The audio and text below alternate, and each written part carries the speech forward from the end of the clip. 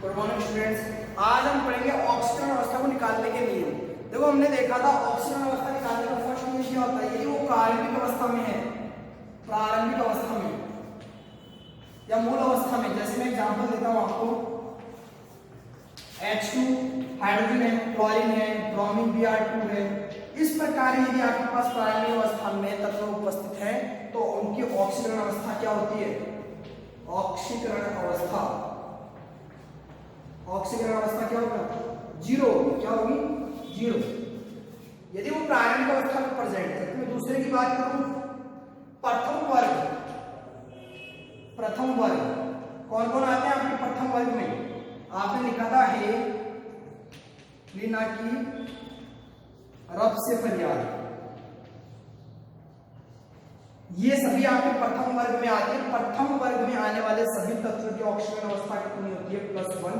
क्यों, क्योंकि ये अपने अंतिम इलेक्ट्रॉन को आसानी से क्या कर देते हैं, जल्दी से निकाल देते हैं। तो इनकी ऑक्सीकरण अवस्था कितनी होती है, +1। जबकि मैं तीसरे पॉइंट की बात करूं, जो आपका द्वितीय वर्ग है, द्वितीय वर्ग कौन था आपका, बेटा मांगे कार स्कूटर बाप रोए, ठीक है।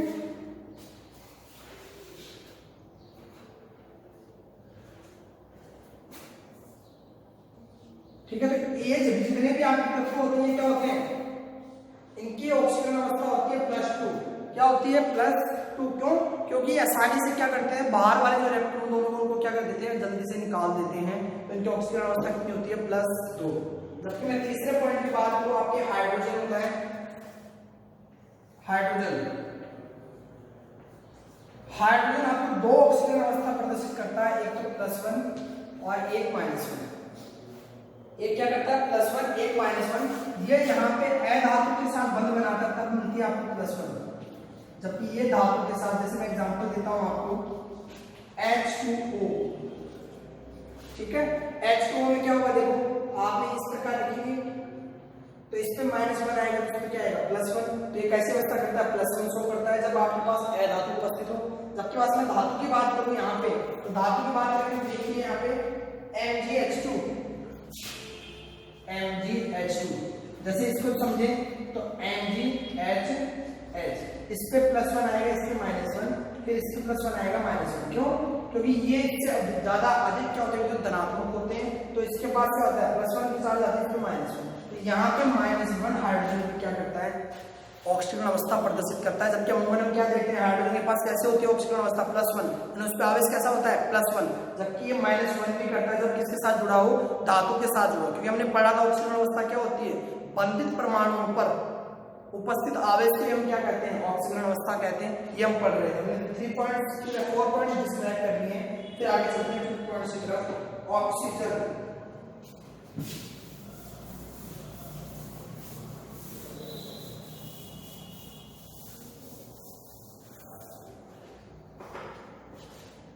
फिफ्थ पॉइंट है हमारा ऑक्सीजन।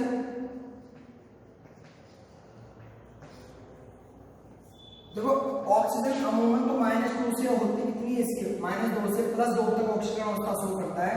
लेकिन सामान्यतः हम क्या देखते हैं, सामान्यतः ये हमें -2 ऑक्सीकरण अवस्था ही क्या करता है, प्रदर्शित करता है। मैं ऑक्सीकरण अवस्था को मैं सॉल्ट में OH लिख रहा हूं, ऑक्सीडेशन स्टेट शो करता है या प्रदर्शित करता है।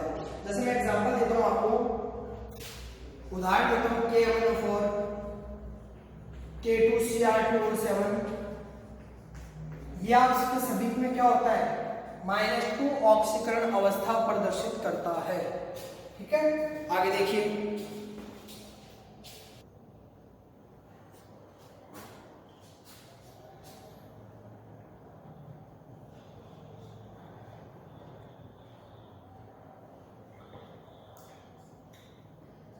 Thank you.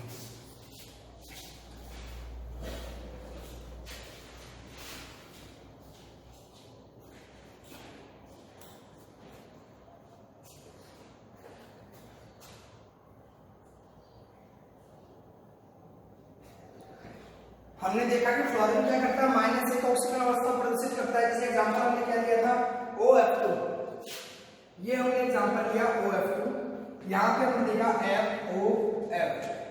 अब हमें पता है, याद रखना, हमेशा जो फ्लोरीन होता है वो क्या करता है, आवर्त सारणी में सबसे अधिकतम क्या होता है, विद्युत ऋणात्मक होता है। अधिकतम विद्युत ऋणात्मकता होती है, विद्युत ऋणात्मकता। तो देखिए इस पे -1 आएगा, इसके पे यहाँ पे क्या आएगा, +1। ठीक है, इसके पे -1 आएगा, यहाँ पे क्या आएगा, +1। तो आपको -1 फ्लोरीन तो शो करता है, लेकिन यहाँ जब आप ऑक्सीजन की बात करते हो, ऑक्सीजन की, तो ऑक्सीजन पर कैसा चार्ज है, +2। बहुत मैंने बताया ना, -2 से +2 ऑक्सीजन क्या करता है, ऑक्सीजन अवस्था प्रदर्शित करता है। एक एग्जांपल है +2 का OF2। और देखिए आप O2F2 एग्जांपल्स, इसको देखिए आप कैसे होता है, FOOF। इस प्रकार ये विद्युत होते हैं। हमें पता है विद्युत ऋणात्मकता ज्यादा किसकी होती है, फ्लोरीन की होती है ऑक्सीजन से, तो -1 यानी +1। फ्लोरीन तो -1 प्रदर्शित करता है ऑक्सीजन अवस्था, जबकि ऑक्सीजन की मैं बात करूं तो ऑक्सीजन यहाँ क्या कर रहा है, +1। ऑक्सीजन क्या करता है, +1 ऑक्सीकरण अवस्था प्रदर्शित करता है। यानी मैंने बताया था -2 से +2, तो हमने -2 भी देख लिया था, +2 भी देख लिया था हमने, +1 भी देख लिया हमने, -1 भी देख लिया हमने, और 0 भी देख लिया हमने। O2 की बात की तो वहां क्या होता है, प्रारंभिक अवस्था में उसकी ऑक्सीकरण अवस्था क्या होती है, 0 होती है। ये तो है हमारे ऑक्सीकरण अवस्था। अब कुछ एग्जांपल में हम ऑक्सीकरण अवस्था निकालते कैसे हैं देखिए, ताकि आपको ऑक्सीकरण अवस्था पूरी कंप्लीट हो जाए। ये देखिए KMnO4 कोई एग्जांपल दे रखा है आपको, और आपको क्या निकालना है, मैंगनीज की ऑक्सीकरण अवस्था निकालनी है। तो देखिए कैसे निकालोगे, मैंगनीज जिसकी निकालनी है तो उसको हम क्या कर देते हैं, X मान लेते हैं। हमें पता है पोटेशियम किस वर्ग में आता है, प्रथम वर्ग में आता है, तो उसकी ऑक्सीकरण अवस्था क्या है, +1।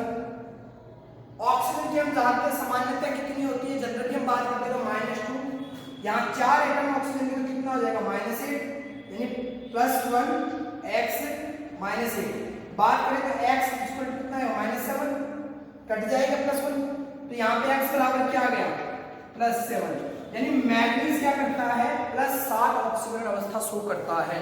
ये कैसे कैलकुलेट निकालते हैं, जिसका मैं कैलकुलेट कर रहा है उसको X लिख देते हैं, बाकी की हम ऑक्सीकरण अवस्था लिखते हैं और उसको किसके बराबर कर देते हैं, 0 के बराबर कर देते हैं। ये किसके बराबर आ गया था, ये था हमारा 0 के बराबर। फिर यहाँ पे x - 7 0 के बराबर आ गया, तो x किसके बराबर आ गया था, +7 के बराबर आ गया था। इस प्रकार हम क्या कर लेते हैं, ऑक्सीकरण अवस्था निकाल लेते हैं। उसके बाद ये कमजोर आती है आपकी इलेक्ट्रोड। हम पढ़ रहे हैं क्या, वैद्युत रसायन। वैद्युत रसायन के अंदर हम इलेक्ट्रोड की बात करते हैं तो हम 2 प्रकार के इलेक्ट्रोड को यूज करते हैं। देखिए इलेक्ट्रोड की मैं अगर बात करूं तो हम 2 प्रकार के इलेक्ट्रोड यूज करते हैं। पहला होता है आपका कैथोड, दूसरा क्या होता है आपका एनोड। देखो हमने पहले से बेसिक कंसेप्ट की बात की थी, हमने पढ़ा था ऑक्सीकरण क्या होता है, अपचयन क्या होता है, रेडॉक्स अभिक्रिया क्या होती है। तो जहां पर भी आपके अपचयन होता है, हमेशा ध्यान में रखना कि अपचयन जहां भी होता है वो इलेक्ट्रोड कैसा होता है, कैथोड होता है, फिक्स होता है। जहां अपचयन हो रहा है वो कैसा इलेक्ट्रोड होगा, कैथोड। जहां ऑक्सीकरण हो रहा है वो कैसा होगा आपका एनोड, हमेशा ऑलवेज फिक्स। तो आपने देख लिया इलेक्ट्रोड 2 प्रकार के होते हैं, कैथोड और एनोड। जहां हमेशा अपचयन होता है वो कैथोड, जहां ऑक्सीकरण होता है वो कैसा होता है, अपचयन। फिर भी हम 2 प्रकार के इलेक्ट्रोड और यूज लेते हैं, जिसको हम कहते हैं एक अक्रिय और सक्रिय इलेक्ट्रोड। ये तो ऑक्सीकरण अपचयन के आधार पर थे। अब हम बात करते हैं क्रियाशीलता के आधार पर। एक होता है अक्रिय, दूसरा होता है आपके पास सक्रिय इलेक्ट्रोड।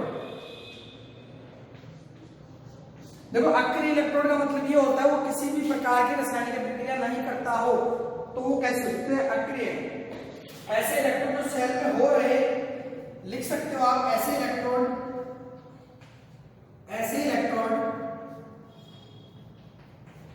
जो सेल में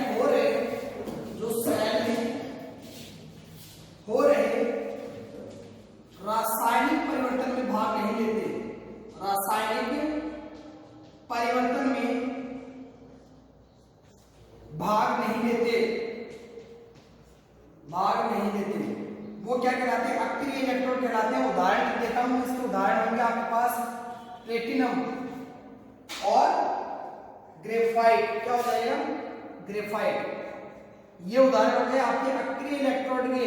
जबकि बाद में कोई सक्रिय है तो ये क्या होते हैं? ऐसे इलेक्ट्रॉन सेल में हो रहे रासायनिक परिवर्तन में भाग लेते हैं। उदाहरण देता हूं इसके, जैसे कॉपर है आपके, Hg है, Au है, मतलब किसी भी मेटल्स का इलेक्ट्रोड हो वो कैसा होता है? सक्रिय इलेक्ट्रोड होता है। तो अमूमन विद्युत रसायन में हमारे पास इलेक्ट्रोड काम आते हैं। दो प्रकार के इलेक्ट्रोड लेते हैं, कैथोड और एनोड। जहां अपचयन होता है उसको हम क्या कहते हैं? कैथोड। और जहां एनोड होता है उसको हम क्या कहते हैं? वहां ऑक्सीकरण होगा। फिर हमने देखा ये दो प्रकार के भी हो सकते हैं, सक्रिय और अक्रिय। सक्रिय जो रासायनिक अभिक्रिया में भाग लेते हैं वो सक्रिय, और नहीं लेते तो अक्रिय। हमने उसके उदाहरण भी डिस्क्राइब कर दिए। अब आगे चलते हैं। अब हम बात करेंगे चालक और अचालक की।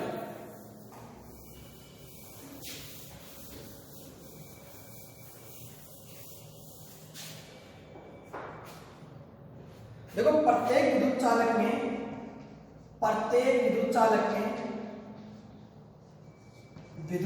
में धारा का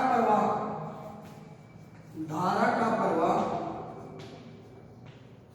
आवेश वाहकों द्वारा होता है। आवेश वाहकों के द्वारा होता है।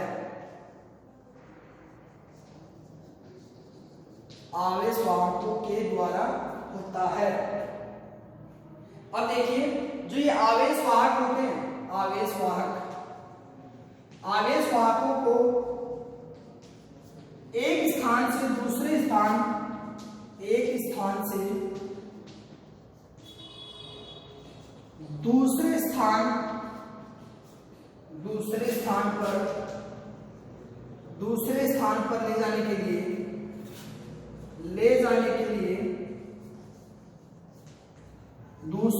पर ले जाने के लिए एक आकर्षण बल की आवश्यकता होती है। ले जाने के लिए एक आवेश वाहक के लिए एक आवेश वाहक बल की आवश्यकता होती है। आवेश वाहक बल की आवश्यकता होती है।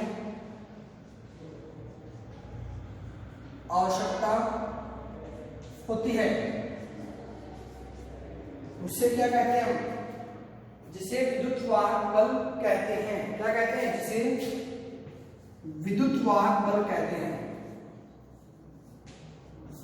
विद्युत वाहक बल कहते हैं। तो हमने देखो डेफिनेशन देखी, किसी के अंदर हमें विद्युत का चालन करना है तो उसके लिए हमें क्या चाहिए? आवेश वाहक चाहिए।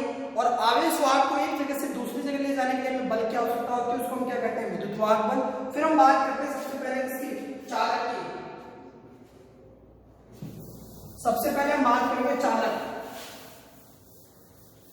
तो देखो, चालक क्या होते हैं?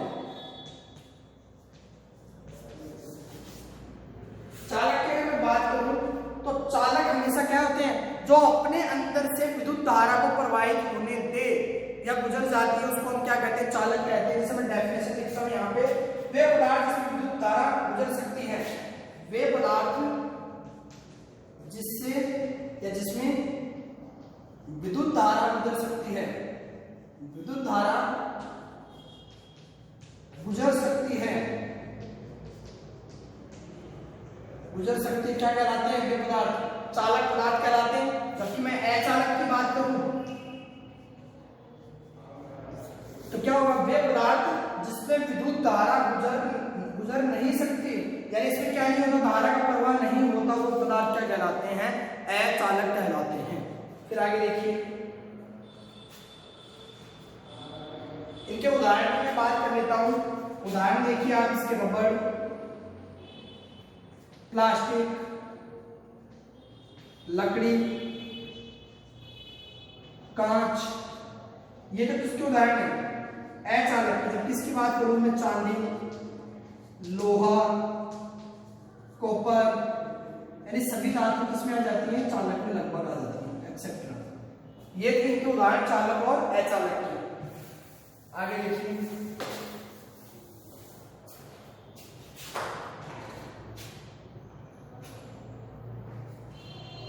चालक को किसके आधार पर,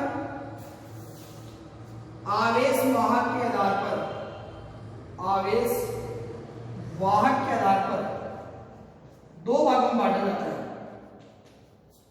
पहला होता है आपका धात्विक चालक, धात्विक चालक क्या बोलते हैं इसको, धात्विक चालक। इसका दूसरा नाम क्या होता है, इलेक्ट्रॉनिक चालक, इलेक्ट्रॉनिक चालक, इलेक्ट्रॉनिक चालक।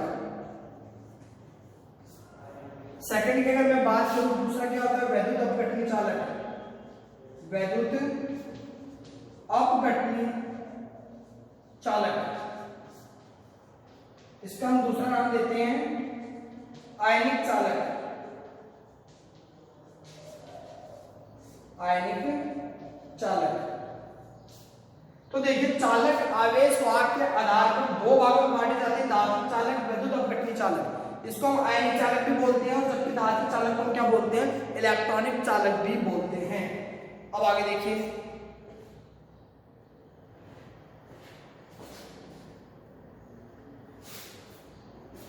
अब हम अच्छे से पढ़ लेते हैं धात्विक चालक को और वैद्युत अपघटनी चालक को। एक साइड में क्या लिखेंगे, धात्विक चालक, धात्विक चालक, और एक साइड में क्या लिखेंगे, वैद्युत अपघटनी चालक, वैद्युत अपघटनी चालक। अब देखिए सबसे पहला पॉइंट आता है आवेश वाहक। यहां पे हमने किसके आधार पर डिवाइड भाग को बांटा है, इसको आवेश वाहक के आधार पर। तो यहां पे आवेश वाहक कौन होता है, इलेक्ट्रॉन होता है। इलेक्ट्रॉन क्या करता है, इलेक्ट्रॉन के द्वारा धारा का प्रवाह होता है, उसको कहते हैं धात्विक चालक। इसीलिए इसको क्या कहा था, दूसरा नाम इलेक्ट्रॉनिक चालक। जबकि यहां पे जो आवेश वाहक होता है, आवेश वाहक वो क्या होता है आपका आयन, क्या होते हैं आयन। इसीलिए हमने इसको क्या कहा था, आयनिक चालक भी कहा था। और आवेश वाहक कौन होते हैं, जो विद्युत धारा का चालन करने के लिए किसके द्वारा होता है, विद्युत धारा का चालन आवेश वाहक होता है। दूसरा धारा का प्रवाह, धारा का प्रवाह इसमें किस प्रकार होता है, इलेक्ट्रॉन के द्वारा, इलेक्ट्रॉन के द्वारा। जबकि इसमें किसके द्वारा होगा, आयन के द्वारा। किसके द्वारा, आयनों के द्वारा। डिफरेंस जो होते जा रहे हैं, साथ साथ पढ़ते भी जा रहे हैं इनको। तीसरा पॉइंट, धारा प्रवाह होने पर, धारा प्रवाह होने पर, धारा प्रवाह होने पर रासायनिक परिवर्तन नहीं होता, रासायनिक परिवर्तन नहीं होता, रासायनिक परिवर्तन नहीं होता। जबकि हम बात करें विद्युत अपघटनी चालक में, यहां पे रासायनिक परिवर्तन होता है, रासायनिक परिवर्तन होता है, रासायनिक परिवर्तन होता है। जबकि यहाँ पे क्या नहीं होता, धारा प्रवाह के दौरान रासायनिक परिवर्तन नहीं होता है। ये जब हम पढ़ेंगे आगे तो डिस्क्राइब कर लेंगे। आगे देखिए, पदार्थों का परिवहन नहीं होता, पदार्थों का परिवहन भी नहीं होता, परिवहन भी नहीं होता। केवल किसका होता है, इलेक्ट्रॉन का परिवहन होता है, परिवहन नहीं होता, परिवहन नहीं होता। जबकि इसमें क्या होता है, पदार्थों का परिवहन होता है। विपरीत आवेशित इलेक्ट्रोड की तरफ यदि ऋणात्मक आवेश है तो उसमें धनात्मक आयन जाएंगे, और यदि धनात्मक इलेक्ट्रोड है तो उसकी तरफ क्या जाएंगे, ऋणात्मक आयन जाएंगे। विपरीत आयन जाते हैं, मतलब क्या हो जाता है, इसका पदार्थों का परिवहन होता है, पदार्थों का परिवहन होता है। जब हम सैर करेंगे तो वहां बताऊंगा आपको किस प्रकार पदार्थों का परिवहन होता है इसमें। फिर आगे देखिए पॉइंट, ये जो धात्विक चालक होते हैं, धात्विक चालक वो ताप के क्या होते हैं, ताप के व्युत्क्रमानुपाती होते हैं। क्यों, देखिए जैसे जैसे अगर आप ताप बढ़ाएंगे तो चालकता क्या हो जाएगी, धात्विक चालकता घट जाएगी। जबकि हम बात करें किसकी, विद्युत अपघटनी चालक की, तो यहाँ पे क्या होता है, आयनिक चालक क्या होते हैं, उसका दूसरा नाम क्या था, आयनिक चालक। ये समानुपाती होते हैं किसके, तापमान के। क्योंकि जैसे जैसे आप तापमान को बढ़ाते हो उनके आयनों की संख्या बढ़ती जाती है, यानी आयन ज्यादा बनते हैं, और ये आयन ज्यादा बनेंगे तो उनकी आयनिक चालकता भी क्या हो जाएगी, ज्यादा हो जाएगी। यानी मैं कह दूं ये ताप की क्या होता है, डायरेक्ट समानुपाती होता है। फिर आगे देखिए नेक्स्ट पॉइंट 6 पॉइंट।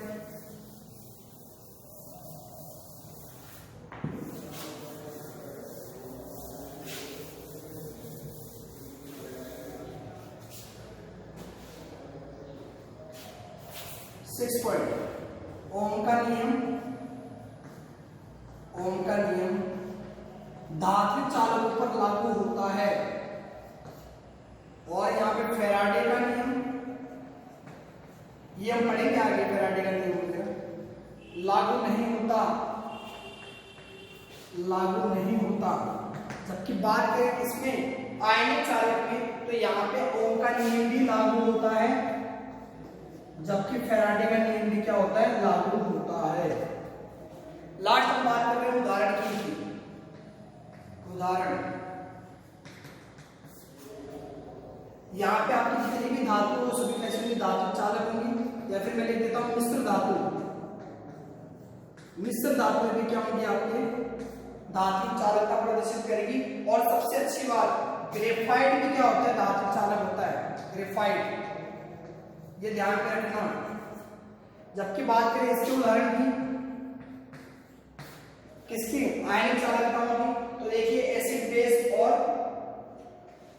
अम्ल क्षार और लवण, जितने भी आपके अम्ल होते हैं, क्षार होते हैं और लवण होते हैं, वो सभी क्या करते हैं, आपको आयनिक चालकता प्रदर्शित करते हैं। लवण क्या होते हैं, अम्ल और क्षार मिलकर क्या बनाते हैं, लवण बनाते हैं। तो देखिए आगे हमने पढ़ लिया क्या, धात्विक चालक और विद्युत अपघटनी चालक। यहाँ हमने देखा था धात्विक चालक के अंदर क्या होता है, जो आवेश वाहक होता है वो इलेक्ट्रॉन होता है, इलेक्ट्रॉन के द्वारा ही उसमें क्या होता है, विद्युत का चालन होता है।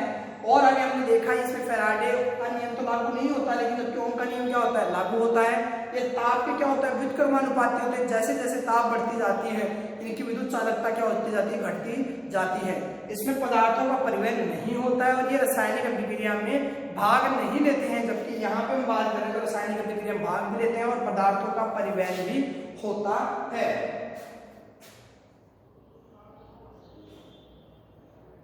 यहाँ पे हमने देखा था कि रासायनिक परिवर्तन नहीं होता है, जबकि यहाँ पे क्या होता है, चालक में होता है, यही हमने पढ़ा था। और ये ताप क्या होते हैं, व्युत्क्रमण समानुपाती होते हैं, जबकि आयनिक चालक क्या थे, ताप के समानुपाती थे, जबकि आपके धात्विक चालक क्या थे, व्युत्क्रमानुपाती थे। हमने दोनों में भी अंतर भी देख लिया और अच्छे से समझ लिया धात्विक चालक क्या होता है और आयनिक चालक क्या होता है। आगे देखिए,